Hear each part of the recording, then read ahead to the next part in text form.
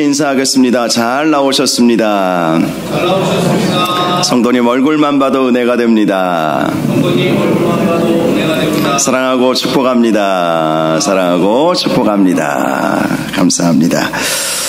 생명이 살게 된 에덴 동산이라는 제목으로 창세기 4번째 말씀 함께 나누도록 하겠습니다. 에덴 동산, 그야말로 꿈의 동산이지요. 이 에덴이라고 하는 단어의 뜻은 기쁨, 즐거움, 행복이라는 뜻을 가지고 있습니다. 그러므로 이 에덴 동산은 기쁨의 동산이고 즐거움의 동산이고 행복의 동산이다라는 사실을 알 수가 있습니다. 이 에덴 동산을 다른 말로 에덴 파라다이스라고 부르기도 합니다. 파라다이스 하니까 호텔 이름이 생각나는 분들이 계실지 모르겠지만 5성급 호텔이죠. 파라다이스 호텔. 부산에서 아주 유명한 호텔 중에 하나인데요. 이 파라다이스의 뜻은 낙원이라는 의미를 가지고 있습니다. 히브리어 구약 성경을 헬라어로 번역한 성경을 70인 번역 성경이라고 하는데요. 이 70인경에 보면 이 에덴을 헬라어로 파라다이스 이렇게 번역을 해 놓기도 했습니다. 그만큼 이 에덴 동산은 우리 인간이 정말 가보고 싶고 살아보고 싶고 살지 못하더라도 구경이라도 해보고 싶은 정말 천국과 같은 그러한 곳이 에덴 동산이라는 것입니다. 오늘 말씀은 바로 이 에덴 동산을 하나님께서 창설하셨고 그곳에 아담을 살게 하셨다라는 내용의 말씀이 나와 있습니다. 오늘 본문 4절을 보면 이것이 천지가 창조될 때에 하늘과 땅의 내력이라고 말씀을 시작하고 있습니다. 내력이라는 단어의 히브리어는 톨도트라고 하는 단어를 쓰는데요.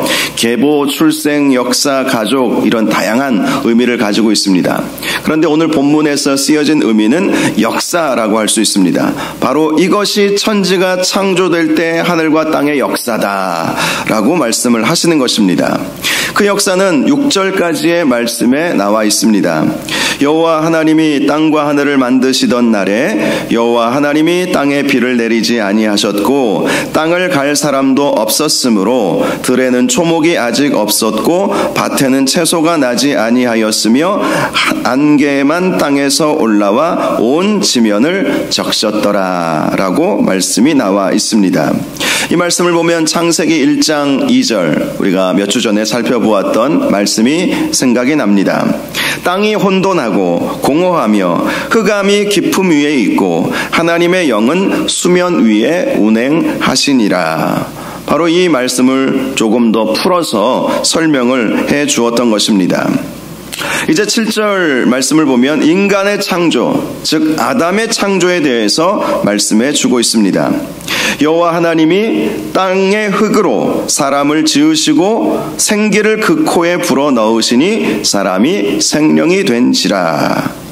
자, 창세기 1장 20절을 보면 하나님께서 우리 인간을 하나님의 형상으로 사람을 창조하셨다 이렇게 말씀을 하고 있지 않습니까? 하나님의 형상이라고 하는 것은 하나님의 속성을 닮은 존재로 우리 인간을 창조하셨다는 것이죠.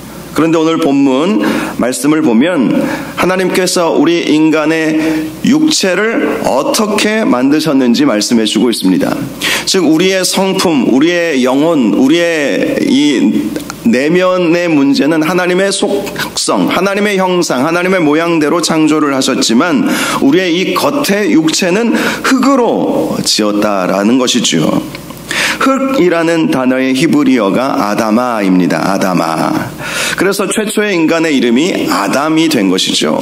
즉 아담이라고 하는 뜻은 흙이다 이런 의미를 가지고 있습니다.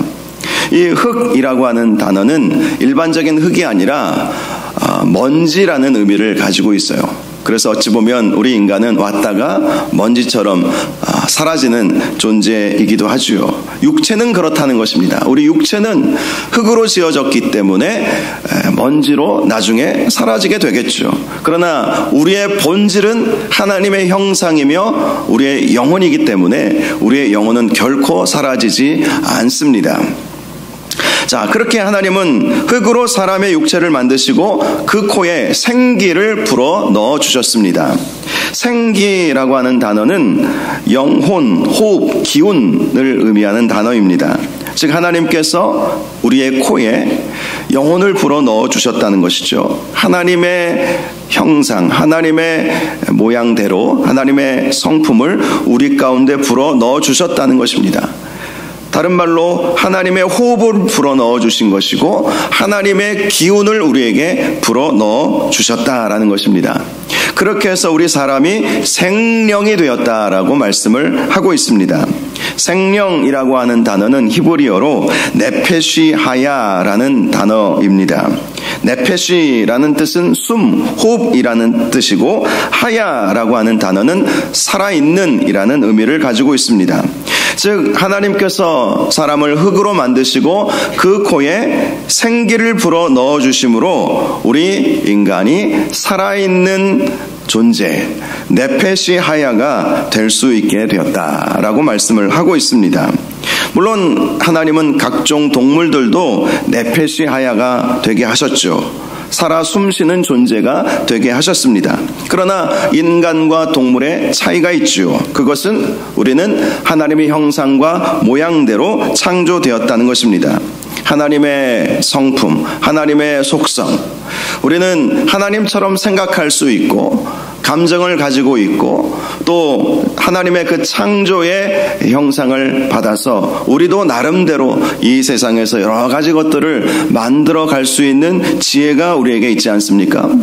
동물과 우리 인간의 가장 근원적인 차이는 하나님의 형상이 우리의 내면 가운데, 우리 영혼 가운데 있느냐 없느냐, 이 차이가 있다는 것입니다. 8절을 보면 이제 하나님께서 에덴 동산을 만드시죠. 여호와 하나님이 동방의 에덴의 동산을 창설하시고 그 지으신 사람을 거기에 두셨다라고 말씀을 합니다. 동산이라는 단어의 뜻은요, 울타리라는 의미를 가지고 있어요. 즉 에덴 울타리를 만드신 것이죠. 이 세상 모든 만물을 창조하셨지만 하나님은 그 가운데 어떤 특정한 곳에 울타리를 치시고 거기에 하나님께서 아담을 살게 하셨다라는 말씀을 하고 있습니다. 그리고 9절을 보면 바로 그 에덴 동산에 보기에 아름답고 먹기에 좋은 나무가 나게 하셨다라고 말씀을 합니다.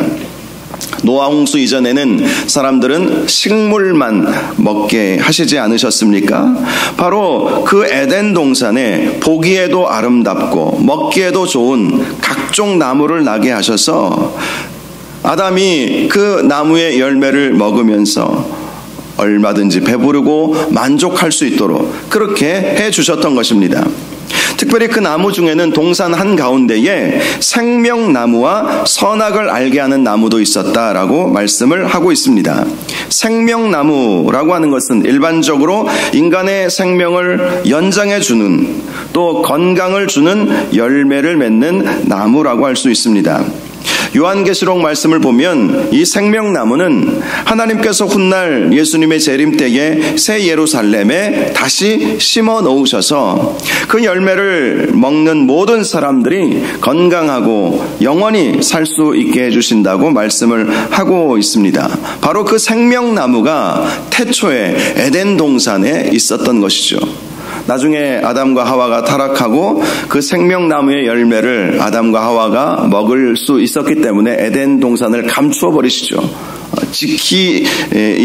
지키시고 감추어 버리시는 일이 있었지만 나중에 우리 주님께서 다시 재림하시면 이 땅이 새하늘과 새 땅으로 바뀌지 않습니까? 그리고 새 예루살렘이 하늘에서 내려와요. 그 새 예루살렘은 마치 에덴 동산과 같은 곳이 될 것입니다. 거기에 생명나무를 하나님께서 심어 놓으셔서 우리가 그 새 예루살렘에서 그 생명나무의 열매를 먹고 영원토록 아프지 않고 눈물이 없는, 또 건강하게 살아갈 수 있게 하신다라는 것이죠. 그 생명나무가 태초에 에덴 동산에 있었다는 것입니다. 그리고 에덴 동산에는 선악을 알게 하는 나무도 있었습니다. 선악을 알게 한다는 것은 말씀 그대로 옳고 그름을 판단할 수 있는 능력을 갖게 하는 나무였습니다. 그런데 나중에 조금 더 구체적으로 살펴보겠지만 하나님은 그 나무의 열매만은 먹지 못하게 하셨습니다. 다른 모든 나무의 열매는 먹어도 되지만 그 선악을 알게 하는 나무의 열매는 먹지 말라, 이렇게 말씀을 하신 것입니다. 왜 그 나무의 열매를 먹지 말게 하셨을까? 그것은 옳고 그름의 판단은 하나님의 영역이기 때문이었습니다. 이것은 오늘날에도 마찬가지죠. 옳고 그름의 판단은 나에게 있는 것이 아닙니다. 내가 봐서 옳다고 옳은 것이 아니고 내가 봐서 그르다고 그른 것이 아닙니다. 옳고 그름의 판단은 오직 하나님께만 있는 것이죠. 그래서 하나님은 옳고 그름의 판단은 오직 나의 영역이고 내가 할 일이다 라는 의미로 선악을 알게 하는 나무를 심어 놓으시고 그것을 먹지 못하게 하셨던 것입니다. 그래서 우리는 항상 무엇이 옳고 그른지에 대해서 우리의 경험, 우리의 지식, 우리가 스스로 생각하는 것으로 판단해서는 안 되는 것이죠. 이 선악을 알게 하는 나무의 열매를 먹지 말라라고 하신 것을 통해서 우리는 이 사실을 깨달아야 합니다. 선악을 알게 하는 것은 하나님의 영역이고, 그러므로 우리는 늘 하나님께서 무엇을 기뻐하시는지, 무엇이 참인지, 무엇이 거짓인지를 늘 물어보아야 하는 것입니다. 하나님의 말씀을 통해서 분별해낼 수 있는 능력을 갖추어야 되는 거예요. 그 능력을 갖추지 아니하면 결국은 선악과를 따먹는 행위가 되는 것이죠. 내 마음대로 선과 악을 구별하고 옳고 그름을 구별해버리는 잘못을 범하게 되는 것입니다. 그래서 우리는 늘 겸손하게 하나님께서 원하시는 옳음이 무엇인지, 그름이 무엇인지, 선과 악을 하나님께 맡기고 하나님께서 원하시는 것이 무엇인지 그것을 항상 말씀을 통해서, 기도를 통해서 하나님으로부터 음성도 듣고 말씀을 통해서 깨달음을 통해서 이것이 하나님께서 원하시는 것이구나, 이것은 하나님께서 원치 아니하시는 것이구나, 이것은 선이고 이것은 악이구나, 이 기준을 하나님의 말씀에, 하나님의 뜻에 두어야 한다는 사실을 이 선악을 알게 하는 나무를 통해서 발견할 수가 있게 되는 것입니다. 이제 10절에서 14절까지 말씀을 보면 에덴 동산으로부터 흐르게 되는 강들에 대해서 말씀해 주고 있습니다. 먼저 10절을 보면 강이 에덴에서 흘러나와 동산을 적시고 거기서부터 갈라져 네 근원이 되었다라고 말씀을 합니다. 에덴 동산에서 흘러나온 물은 먼저 동산을 적셨습니다. 그 물은 생명수예요. 생명수. 그 물로 인해서 에덴 동산이 낙원과 같은 곳이 되었던 것입니다. 그 물은 에덴 동산의 각종 나무와 실과를 더욱 아름답게 했고 먹기에 좋도록 만들어 주었던 것입니다. 그런데 그 에덴 동산의 물은 에덴에서만 머물러 있지 아니하고 그 물로 인해서 4개의 큰 강이 만들어지게 되었던 것입니다. 그리고 그 강들은 온 세상의 젖줄과 같은 역할을 했던 것이죠. 땅을 비옥하게 만들고 많은 열매를 거둘 수 있도록 그렇게 만들어준 것이 당시 에덴에서 흘러나오는 그 생수, 그 생명수가 온 땅에 이렇게 흐를 수 있었기 때문에 그 일이 가능해졌던 것이죠.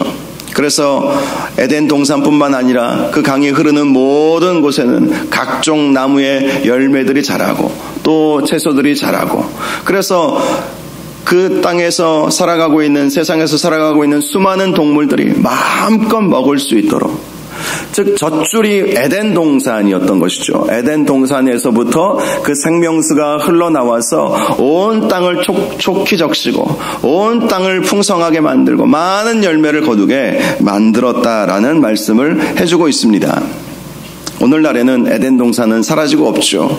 그래서 가뭄도 있는 것이고 여러 가지 경작을 함에 있어서, 농사를 지음에 있어서 물을 대야 되고 물을 끌어와야 되고 물을 저장해야 되고 그렇게 하지 않습니까? 또 그 물이 또 좋은 물이 아닌 경우도 얼마나 많이 있습니까?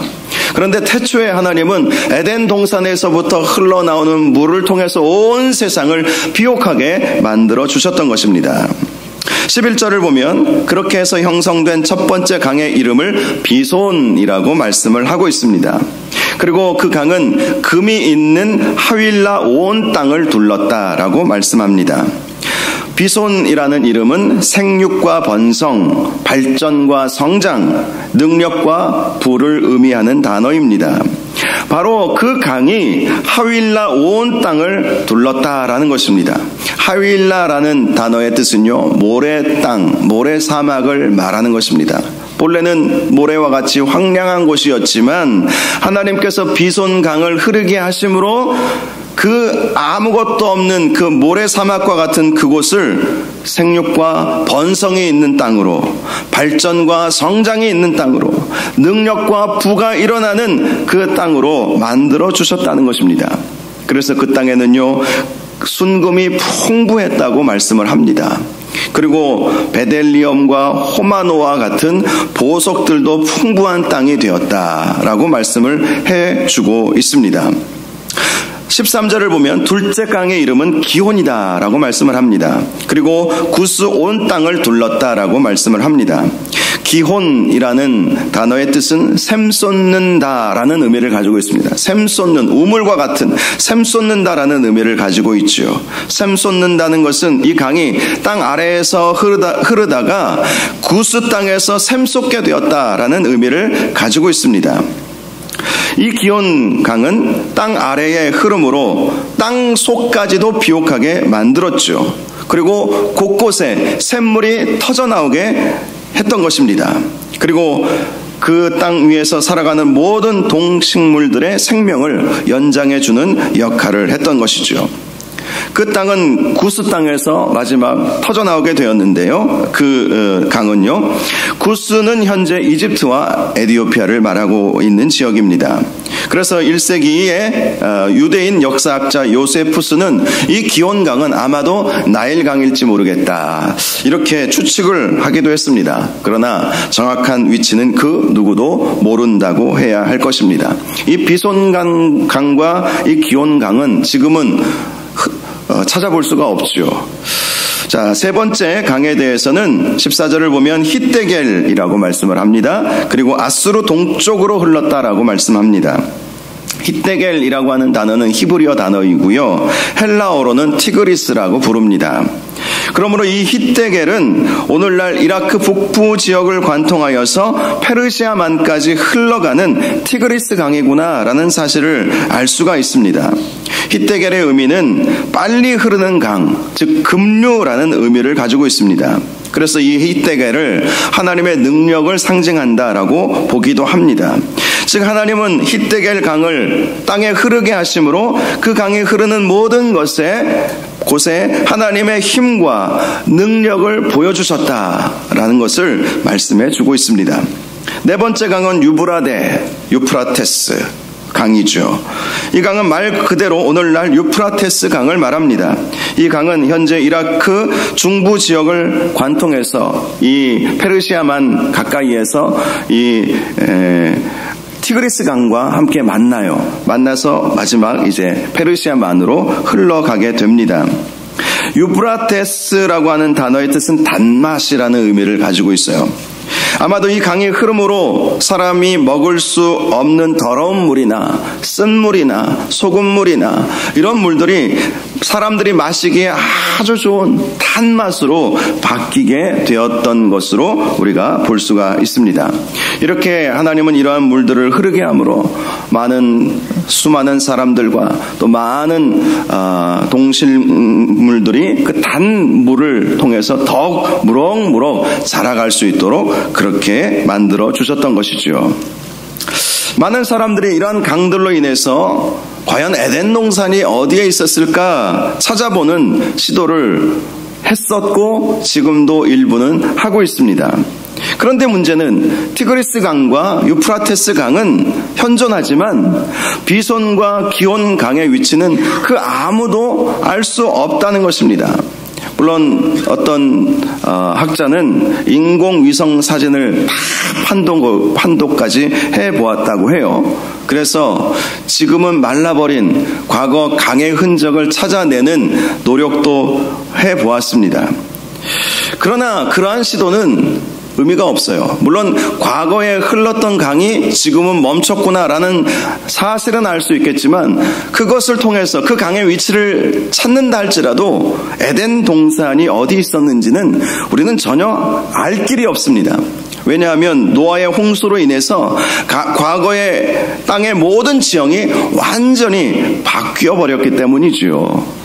노아 홍수 이전의 땅의 지형과 오늘날의 땅의 지형은 완전히 다릅니다. 왜냐하면 노아 홍수 때 하늘에서 폭포수와 같은 물이 땅으로 떨어지지 않았습니까? 그래서 그 물이 이렇게 땅에 떨어지면서 이렇게 그 땅을 갉고 가죠. 핥고 지나갑니다. 그래서 생겨난 것이 캐년이에요. 캐년, 협곡.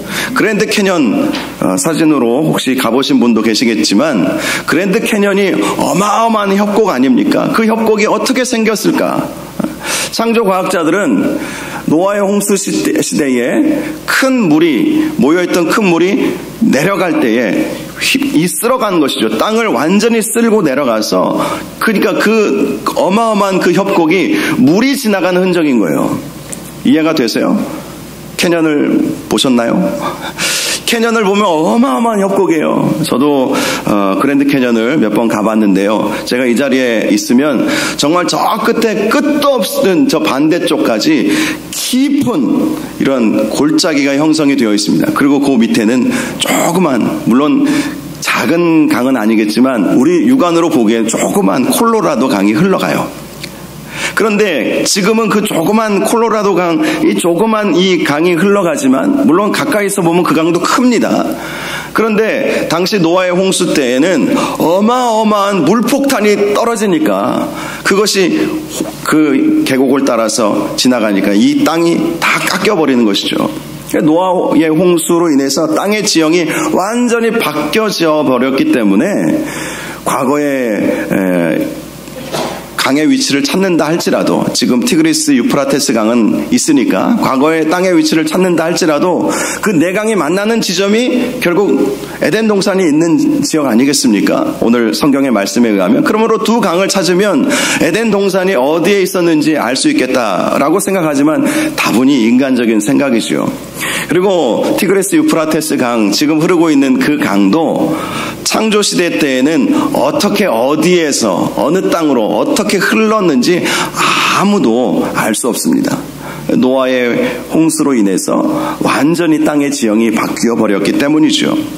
또 노아의 홍수 시절에는 하늘에서 비만 떨어진 것이 아니라 땅에서 물이 솟구쳐 올라왔어요. 그러니까 땅이 막 흔들리고 지진이 난 것이죠. 지진이 나면서 땅에서부터도 물이 막 솟구쳐 올라왔기 때문에 그래서 어떤 학자들은 이렇게 이야기도 해요. 노아 홍수 이전에는 지금 5대양 6대주 이 여러 대륙이 이렇게 지구에 이렇게 흩어져서 이렇게 존재하지만 그 전에는 이 5대양 6대주가 하나로 되어 있을 수 있었겠다 이렇게 생각하기도 합니다. 그러다가 노아의 홍수로 인해서 지금의 5대양 6대주가 형성이 되었다 이렇게 보고 있는 것이죠. 그러니 강의 위치를 찾아본들 흔적을 찾는다 할지라도 에덴 동산의 위치를 우리가 어떻게 찾을 수 있겠습니까? 더 중요한 것은 하나님께서 아예 못 들어가게 막아 놓으셨다는 거예요. 감춰 놓으셨다, 숨겨 놓으셨다는 것이죠. 그러니 찾으려고 한들 찾을 수 있겠으며 하나님께서 감추신 것을 인간이 어떻게 찾을 수 있겠습니까? 자, 중요한 것은요, 이 에덴 동산에서부터 흘러나온 물이 온 세상을 살리는 생명수였다라는 사실입니다. 그리고 우리 주님께서 재림하시게 되면 그 생명수가 다시 흐르게 되어서 새롭게 만들어질 새하늘과 새 땅을 적시게 하신다라는 것입니다. 실제로 요한계시록 말씀을 보면 사도 요한이 그 환상을 보았죠. 요한계시록 22장을 보면 새 예루살렘에서 수정같이 맑은 생명수의 강이 흘러나오는 것을 보았습니다. 그래서 그 강이 하나님과 어린 양의 보좌로부터 나오게 되는 거예요. 그리고 길 가운데 흐름으로 생명나무가 12가지 열매를 맺게 되었고 그 잎사귀들은 만국을 치료한다라는 말씀이 있습니다. 그 결과로 다시는 저주가 없을 것이고 다시는 밤이 없을 것이고 하나님께서 모든 사람들에게 또 모든 만물에 하나님의 빛을 비추어 주시는 때가 오게 될 것이라고 그렇게 요한 사도는 보게 되었던 것이죠. 에덴 동산 창조시대 때 그 모든 땅의 젖줄기가 되었던, 그러니까 온 대륙이 하나로 뭉쳐 있었으니까 한마디로 에덴 동산이 온 땅을 촉촉하게 만들고 온 땅을 풍성하게 만들고 온 땅에 정말 온 땅을 비옥하게 만들어서 모든 생물들이 자라나고 모든 동물들이 물을 먹고 또 자라나는 채소를 먹고, 그런 세상이 이제 예수님의 재림과 함께 다시 펼쳐지게 된다는 것을 사도 요한이 보게 된 것입니다. 이 환상은 에스겔 선지자도 봤어요. 에스겔 선지자는 하나님께서 지으신 성전에 대한 환상을 보았는데요. 그가 본 환상 중에 이런 환상이 있었습니다. 성전 문지방 밑에서 물이 흘러나오는 거예요. 그리고 그 물이 강을 이루는 것을 보았습니다. 그리고 그 강 주변에는 나무가 심이 많았고 그 물이 바다로 흘러갔는데 죽었던 바다가 살아나는 것입니다. 그리고 그 바다에 물고기가 심이 많아지게 되는 것을 보게 되었던 것입니다. 즉 성전에서 흘러나온 물이 온 땅을 살리고 온 바다를 살려낸 환상을 에스겔 선지자도 보았던 것이죠. 바로 이렇게 에덴에서 흘러나오는 물이 사도 요한과 에스겔 선지자가 본 환상처럼 모든 생명을 살리는 물이었다라는 것입니다.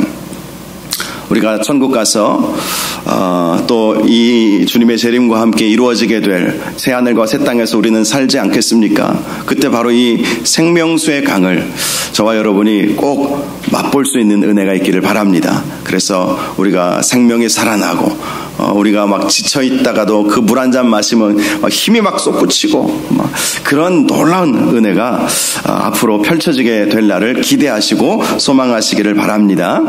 자, 15절을 보면 하나님께서 아담을 이끌어서 에덴 동산에 두었습니다. 그리고 그것을 경작하며 지키게 하셨다라고 말씀을 합니다. 바로 이것이 첫사람 아담이 했던 일이죠. 많은 분들이 아담이 에덴 동산에서 아무 일도 하지 않고 호의호식했을 것이다 이렇게 생각하지만 그렇지 않았습니다. 아담에게도 일이 있었다는 거예요. 여러분, 일이 있다는 것은 사람을 더 힘있게 만들고 더 능동적으로 만드는 것 같습니다. 물론 때로는 쉬어야 되겠지만, 그러나 또 쉰다고 다 우리가 건강해지는 것도 아니지 않습니까? 적절한 운동도 필요하고 적절한 노동도 우리에게 필요한 것이죠. 하나님은 사람을 만드시고 사람을 다 아시기 때문에 아담이 그냥 아무것도 하지 않고 그렇게 그냥 에덴 동산에서 그렇게 지내게 하신 것이 아니라 그 에덴 동산 안에 있는 각종 나무들을 경작하게 하신 거예요. 채소와 먹을 것들을 경작하게 하신 것이죠. 물론 그 경작은 오늘날 우리가 농사를 지을 때 얼마나 땀 흘리고 수고해야 겨우 먹을 것을 얻지 않습니까? 그것은 땅이 저주를 받았기 때문에 그만큼의 노력이 필요한 것이지만 이 시대에는 그 정도 오늘날처럼의 노력은 필요하지 않았을 거예요. 왜냐하면 이미 땅은 비옥하고 에덴의 근원에서 흘러나오는 그 생명수로 인해서 모든 식물들이, 모든 나무들이 잘 자라가고 있었기 때문에 그렇게 크게 땀 흘리지는 않았을 것입니다. 하나님은 바로 그렇게 아담에게 그 에덴 동산을 관리하게 하셨고 또 지키게 하여 주셨던 것입니다. 지켰다라고 하는 것은 어떤 악한 존재나 사나운 짐승으로부터 보호하라는 의미가 아니죠. 당시에는 악한 존재라고 할 것이 없었죠. 물론 나중에 사단이 유혹을 하기는 했지만 또 짐승들이 맹수들이라 할지라도 태초의 맹수들은 다 풀을 먹고 살았어요. 이사야 선지자가 나중에 그것을 보지 않았습니까?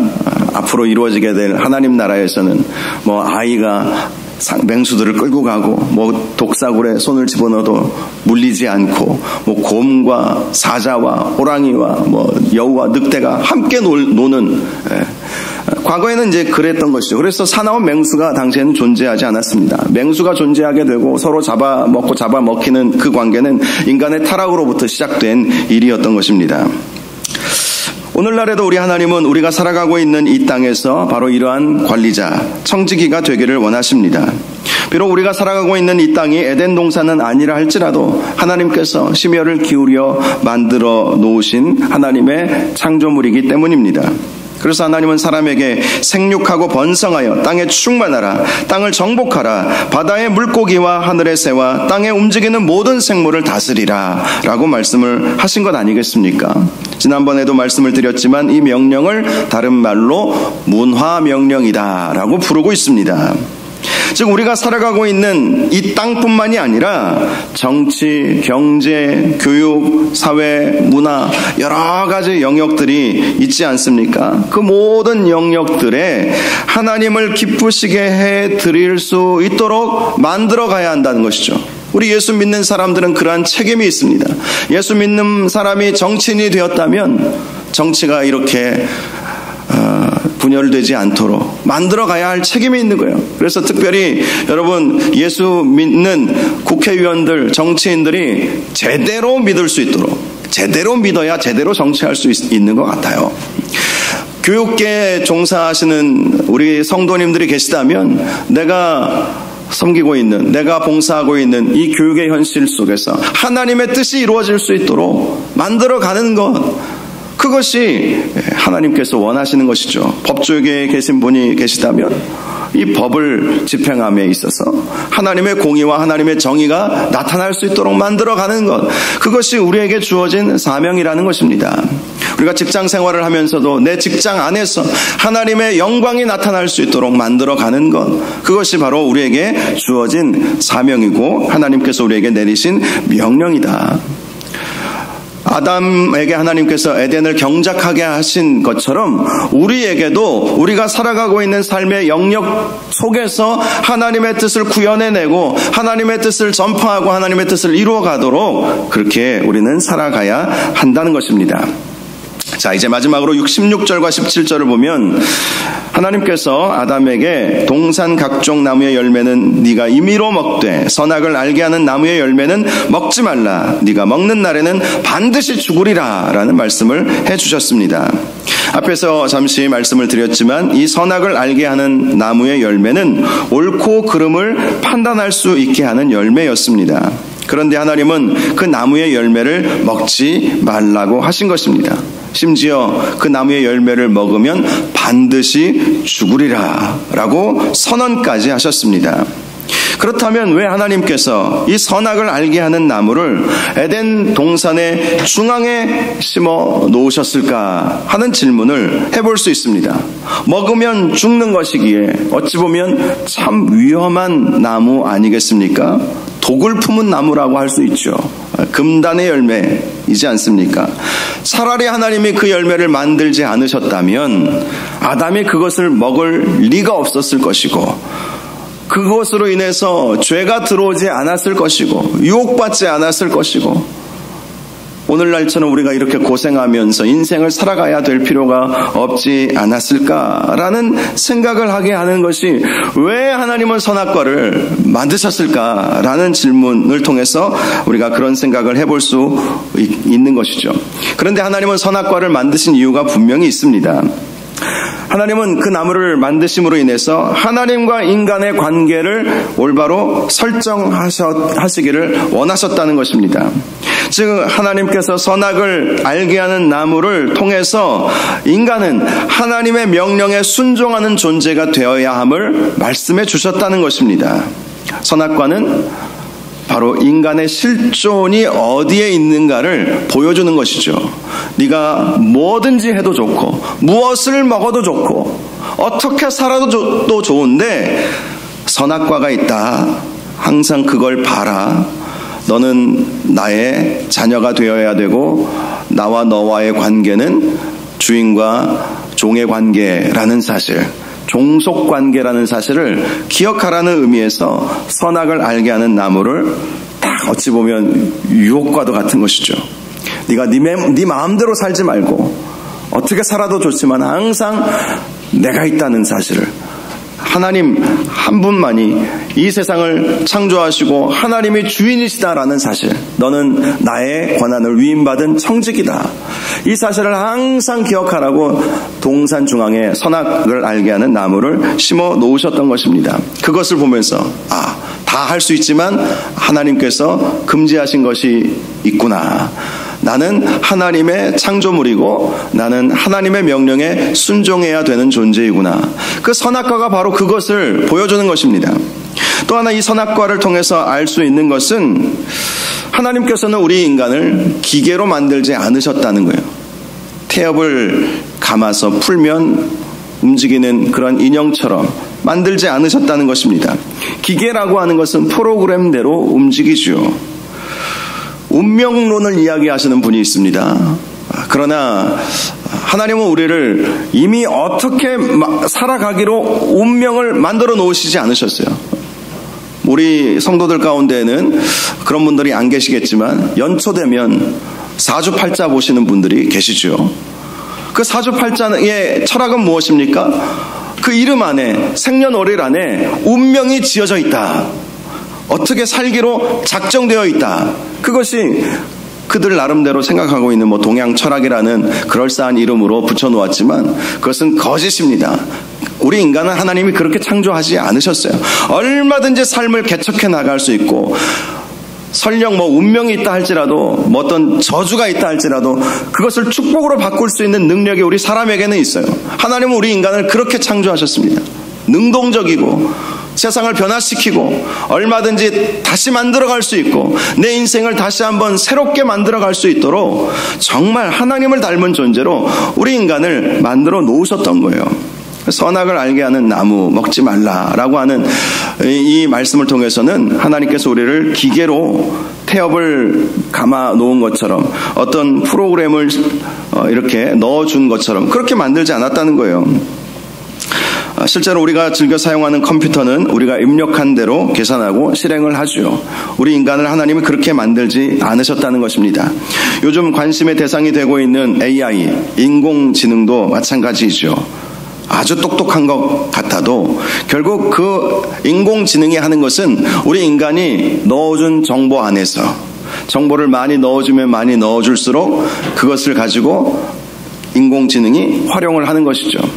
우리는 기억력에 한계가 있기 때문에 그것을 많이 제대로 활용하지 못하지만 그래도 기계 안에 그 정보들을 넣어놓으면, 계산기를 두드리면 아무리 어려운 수식이라 할지라도 이 계산기가 계산해내는 것처럼 우리는 그것을 사용하는 그러한 존재가 되는 것이죠.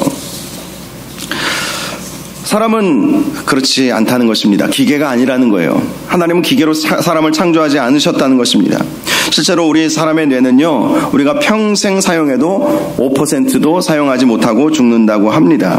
그만큼 우리 인간은 무한한 가능성이 있는 존재로 창조되었던 것입니다. 그래서 하나님은 선악과를 만들어 놓으시고, 네가 나를 닮고 나의 형상과 나의 모양대로 창조되었지만 너는 나의 청직이다, 너는 나의 권한을 위임받았을 뿐이다, 항상 내가 있음을 기억하면서 살아라, 그 의미로 선악과를 만들어 주셨던 것입니다. 우리도 비록 우리 눈앞에는 선악과가 동산 중앙에 이렇게 있지는 않지만 오늘날의 선악과들이 있지 않겠나. 그것이 바로 과학일 수도 있고 우리 인간의 이성일 수도 있어요. 우리가 과학과 이성, 인간의 어떤 무한한 가능성을 가지고 있다고 해서 하나님의 자리를 넘보아서는 결코 안 되는 것이죠. 타락한 인간들은 늘 하나님의 자리를 넘보았습니다. 교만이 하늘을 찔렀죠. 먼저는 사단이 교만해졌고, 그리고 우리 인간을 유혹해서 우리가 그렇게 자기처럼, 사단은 우리 인간을 자기의 형상과 자기의 모양대로 다시 만들어가기를 원하는 거예요. 그래서 예수님께서 이 세상에 오셔서 우리를 대신해서 십자가 지시고 우리를 위해서 죽어주심으로 마귀의 형상과 마귀의 모양이 아니라 옛 자아가 아니라 새 사람, 하나님의 형상, 하나님의 자녀로 살아갈 수 있도록 그렇게 만들어 주셨던 것 아니겠습니까? 말씀을 정리해 보겠습니다. 하나님은 태초에 천지를 창조하시고 흙으로 사람을 지으셨습니다. 그리고 그 코에 생기를 불어넣어 주셔서 사람이 생명이 되게 해주셨습니다. 또한 하나님은 에덴 동산을 창조하시고 사람에게 그 동산을 지키고 관리하는 청지기의 역할을 감당케 하셨습니다. 에덴 동산은 생명수가 넘치는 곳이었고 각종 아름다운 먹을 수 있는 나무가 자라는 곳이었습니다. 또한 에덴에서부터 흘러나오는 물은 온 세상을 적심으로 땅을 더욱 풍요롭게 해주었습니다. 그리고 하나님은 동산의 모든 나무의 열매는 먹을 수 있지만 선악을 알게 하는 나무의 열매만은 먹지 못하게 하셨습니다. 그 이유는 우리는 하나님의 청지기요 하나님의 종이 되어야 함을 알려주시기 위해서였습니다. 중요한 것은 생명나무는 여전히 우리 주님께서 우리에게 허락하여 주신다는 거예요. 그 생명나무는 바로 예수 그리스도이십니다. 그 예수 그리스도를 믿기만 하면 우리가 영원한 생명을 얻고 이 세상에서도 하나님의 은혜와 복을 누리면서 살게 하신다라는 사실을 우리가 항상 기억하고 또 저 천국에서 저 천국 또 이 새하늘과 새 땅이 이루어지는 그때는 정말 과거의 그 에덴 동산이 다시 회복이 되는 그때라는 사실을 기억하시고 우리가 믿음 잘 지킴으로 바로 그 나라 그곳에 저와 여러분들이 다 들어가 살아갈 수 있기를 주님의 이름으로 축원합니다.